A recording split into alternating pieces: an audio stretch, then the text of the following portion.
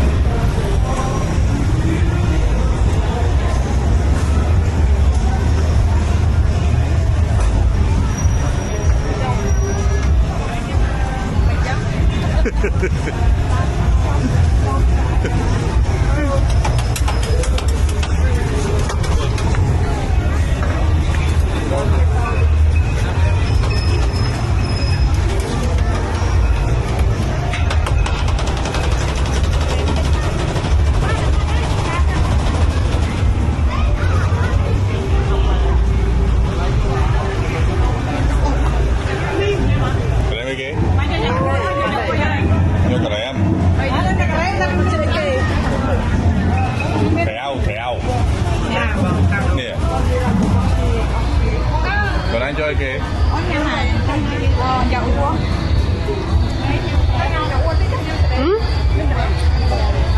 Cái gì? Chọc này sơn nó bông. Cái gì? Thằng này mình phút cái này là. Miên ta toàn miên là kheo nữa. Ok, chẳng ok. Pha mới chọc. Trang mà.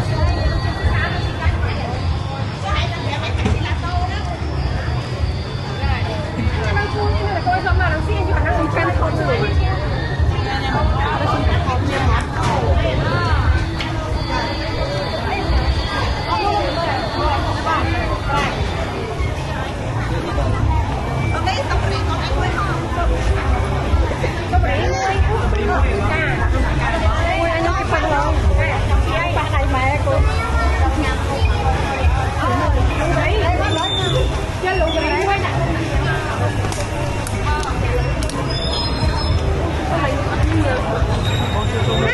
Này là anh coi, này là anh coi.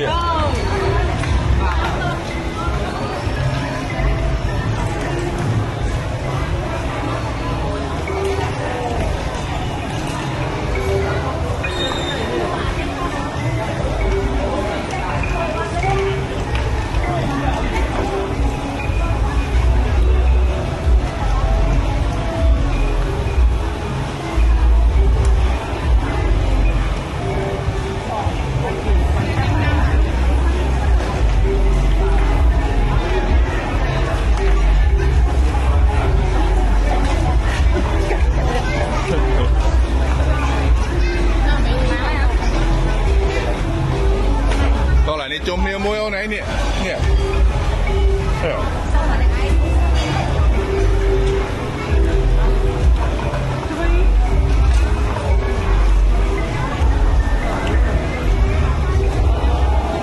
Chôm camera đi men.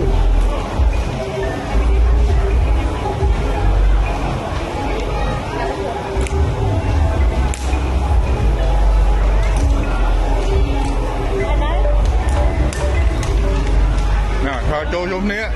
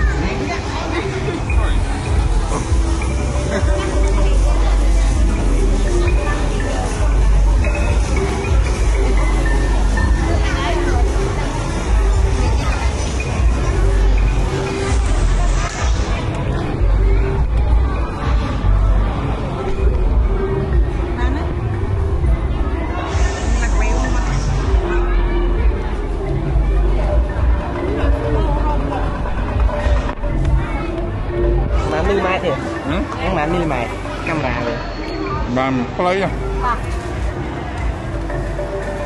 តាមណាវិញនេះ ខុសៗទេ នេះក៏ទៅខំបងខ្ញុំមានតែខ្លះ ដឹងហ្មងបងវាបានអាពីអីទៅ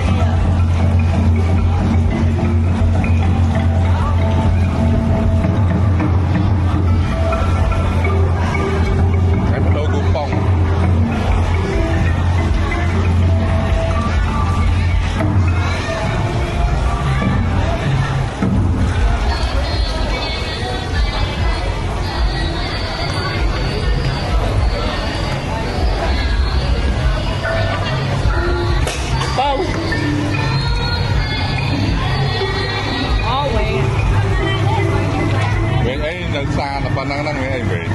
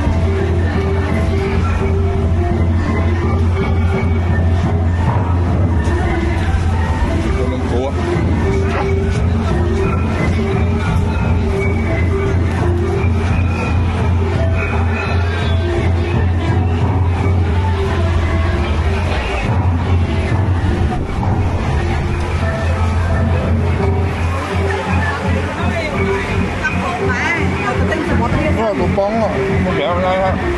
lại đâu cupon đâu phải lấy vô chớ cam hơn hả coi với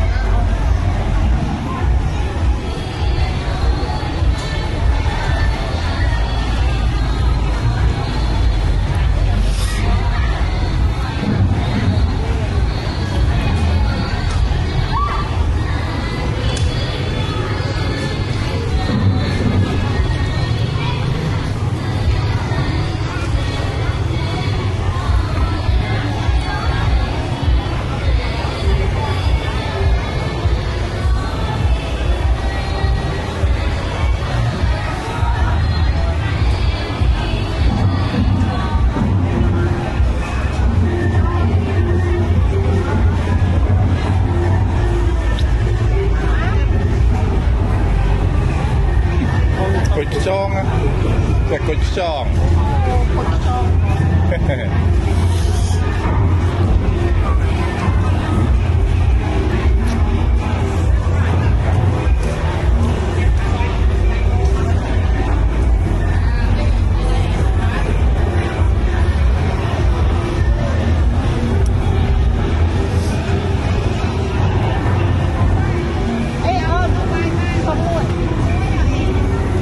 ไอ้แก่นะ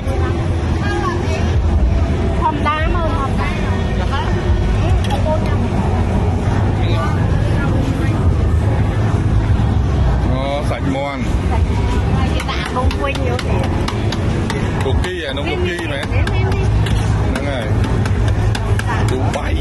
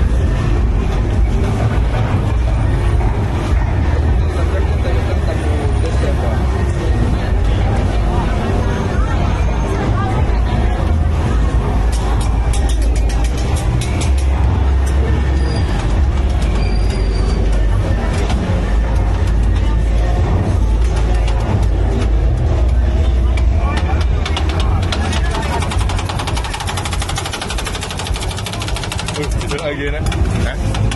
chị tưởng ai nè chị cha ba vậy mới tăng 30 mới nè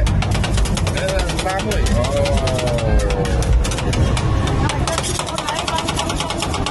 Anh bẻ mía hôm nay nhớ con mới bẻ ra đây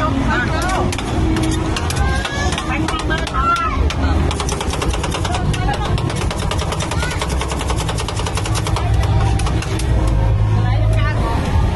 hả cao anh đi cha cái lẽ không đấy để tìm mía nha mình cha bán đây nó bán xa cả lẽ mày nó xa thành cô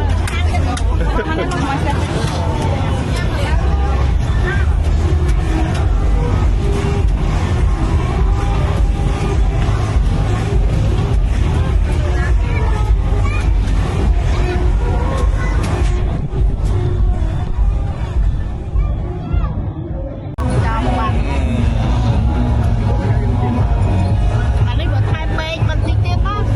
thay mà mua mua tôi đã mua anh thay thay tôi đã mua mình biết mà về quay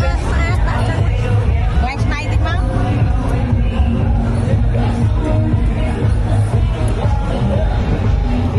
nó này tôi chôn răng mơ nè thấy nhé làm mặt dân tư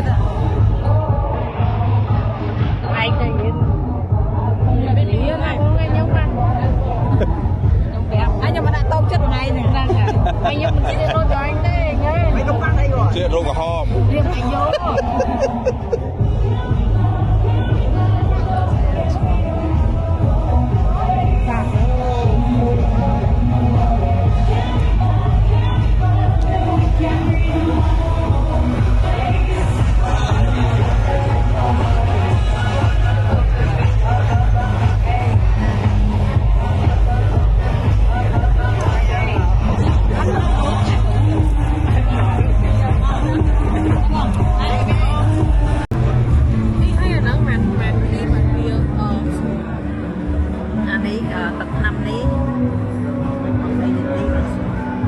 hay gì Hãy subscribe cho kênh Ghiền Mì Gõ để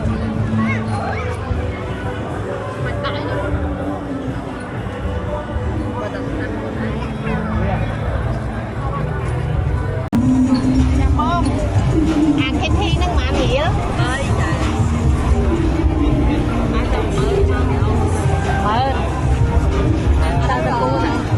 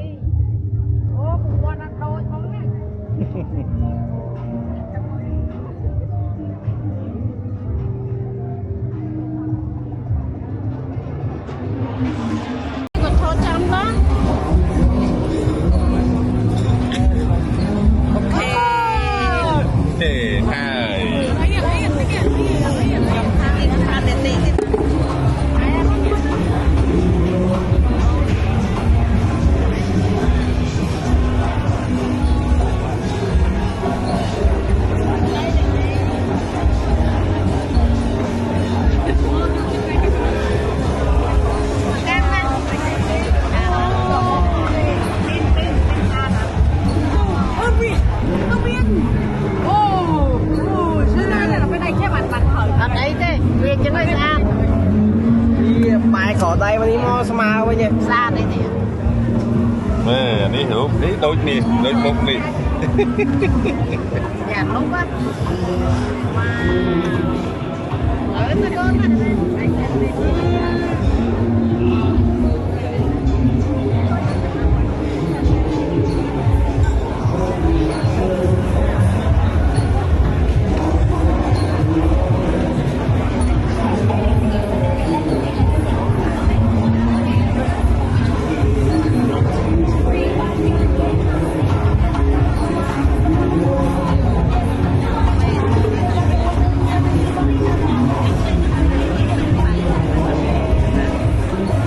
Em biết à?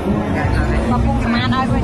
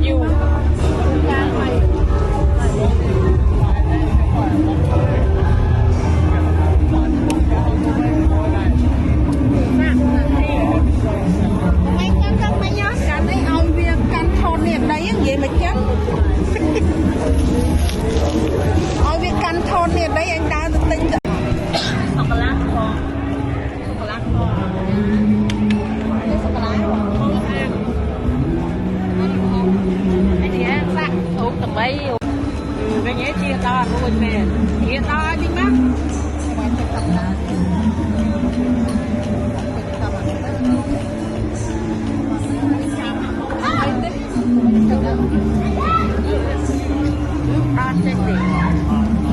Ông mày ăn mẹ cho tôi đó đi nhá. Cho.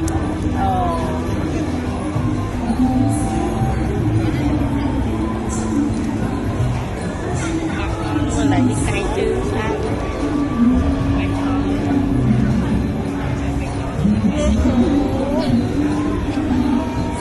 Trong lòng thôi.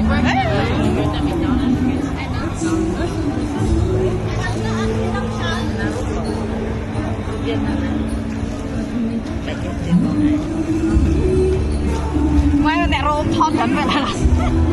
anh coi trong mưa mình chơi vậy nè. Anh này cũng con này chấm dế nha. Ai bây giờ này ở đây để mà mình chặt đây mà mình chặt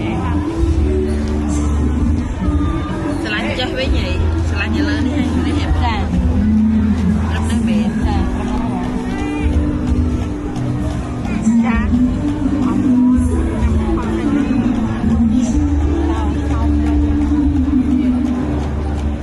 không anh phải sang cái món nó bời bố mày con thon ai vậy mày thon bắt hơi là chơi cái này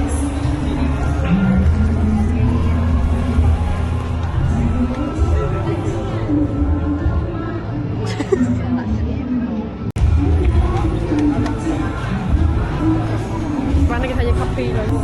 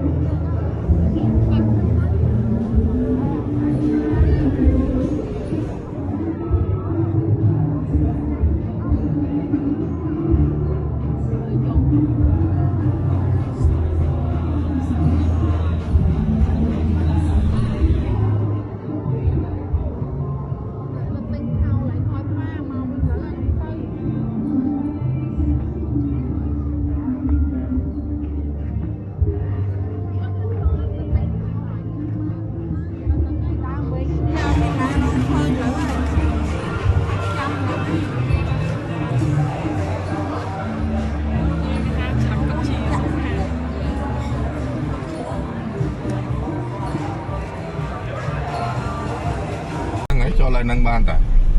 tại dương cho lại nút này lại nít đại អត់ស្ដាំមកទៅ Phật sẽ đam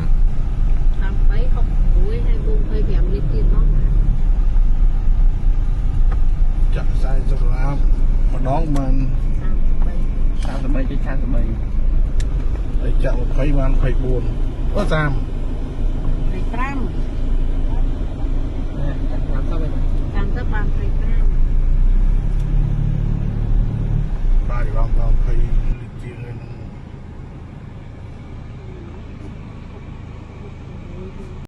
là lại vô tô là lại vô tô ha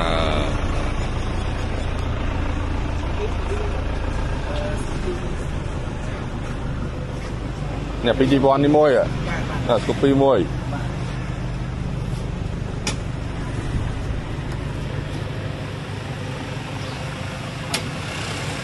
đất mơ mơ miền bay bay ót 3ទៅនឹងជីបាន700គីឡូ tôm chia បាទទៅជីបាន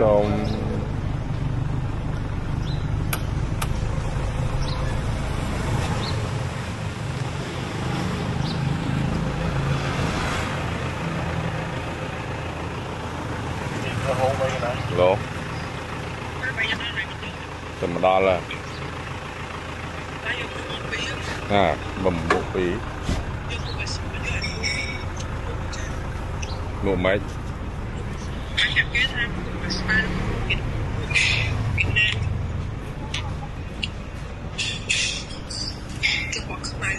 mụ máy là mụ máy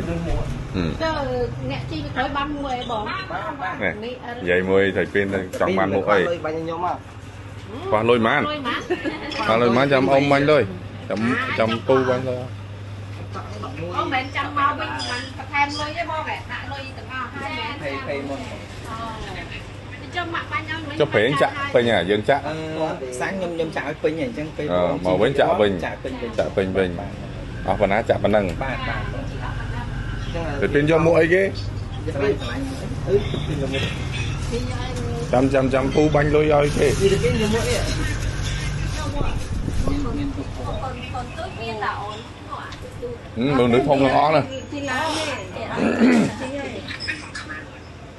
tầm tô nó ót lấy cái chạp ọt អត់អីបងដោយសារតែទៅដែរ គឺអត់ខ្ញុំ មានអីពណ៌ហ្នឹងស្អាត nên hàng mua cái đạp bay cùng là cái ai xảy ai phô còn ai gà la rô តែទីចាំមក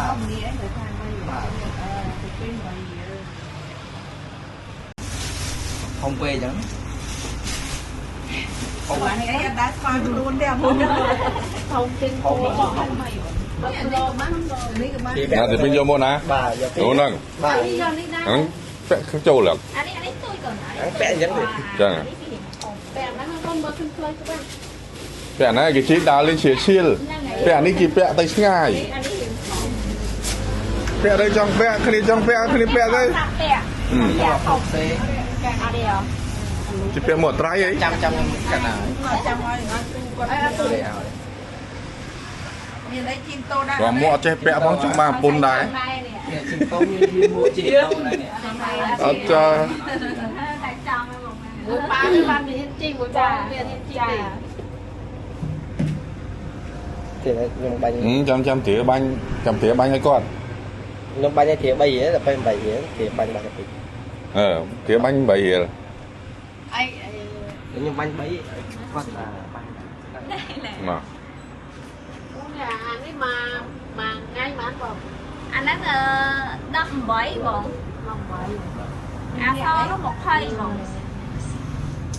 mày chi hay thử ta thanh châu đó mày đã tông tô nè tôi tông tô nè bọn người thử châu xa này cho được khác thì mình lại cho គេមានច្រឡំ theo ទៅ là cha bầy lá lại cho còn tay nó đi ở đây thì bọn vẫn thiệt mà câu ấy tục phải là đi tục lại cái cho សាធំធំ bây giờ chỉ nắp tờ lên chứ cha làm bọn tô đó cha bọn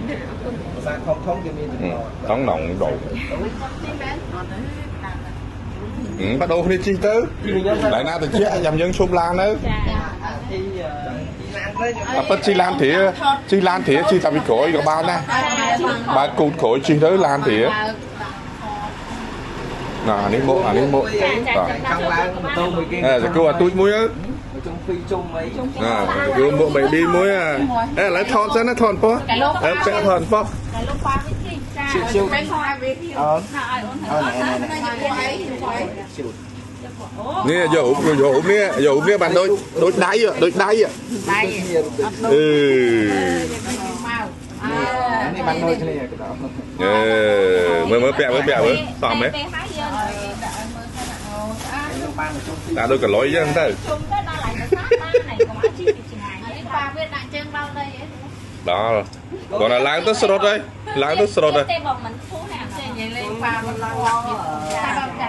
rồi ok bye bye Dan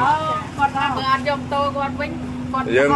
ê ở đấy khó xẻ đấy chồng khó xẻ với lo chứ khó xẻ với mà lang chim tao nè nè đây xạ sân nè xạ mau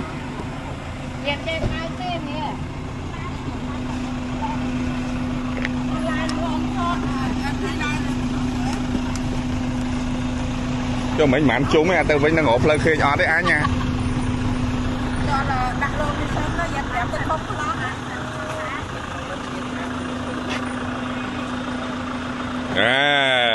ok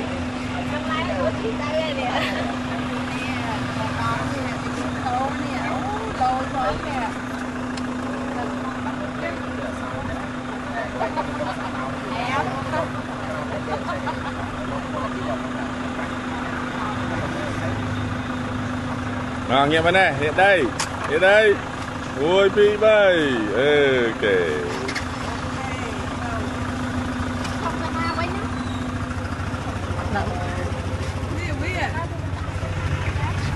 đi tới đây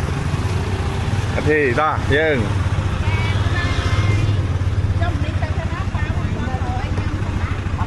tăng pa tới chứ tăng pa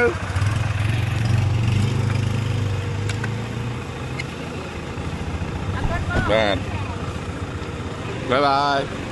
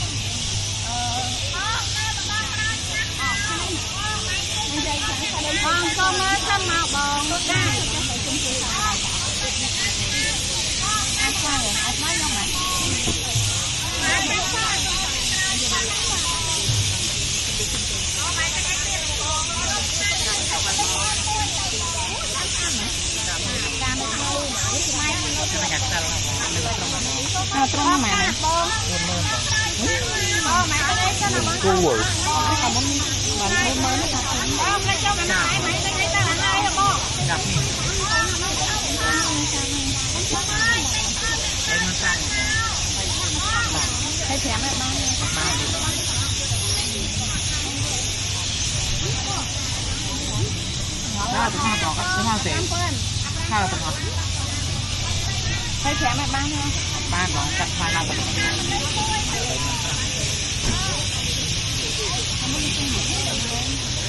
mình sẽ thom thom luôn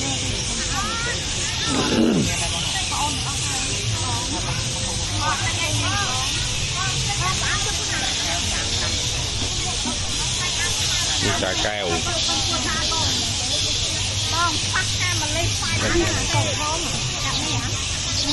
không ai còn thấy thẻ bán này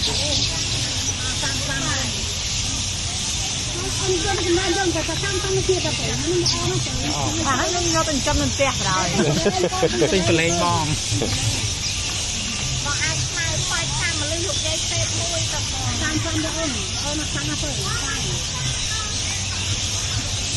đi học trên dưới này này từng cái lên tay ôm từng cái lên tay đây mình tam đây ôm nó ôm nó sang nào đứng lên này con anh ơi sao con anh ba bên nổ tư nổ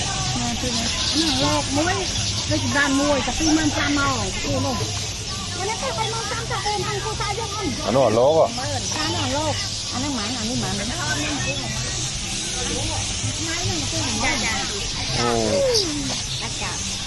đá chạp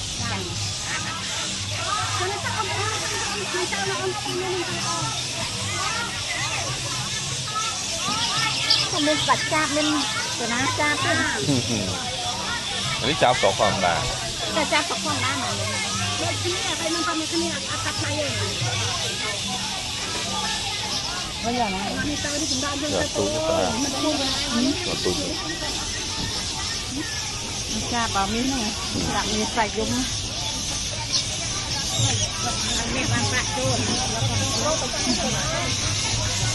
cốt cái này bông cái này bông cốt này to bị đổ tôm xa tiệt trên na rồi đi tao ra mấy mà vô thằng ó hả đi bao giờ đá tinh tinh tới nè đá mà bạn hồi thu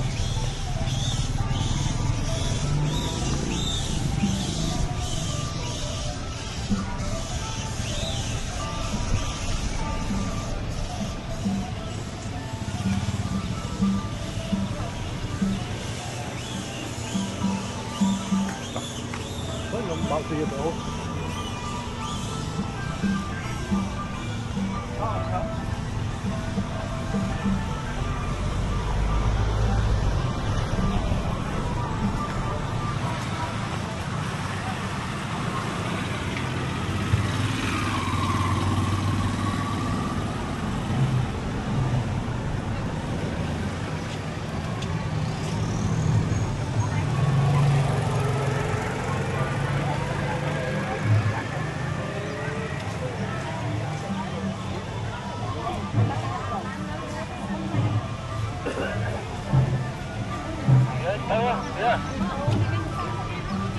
Thủ ban chăng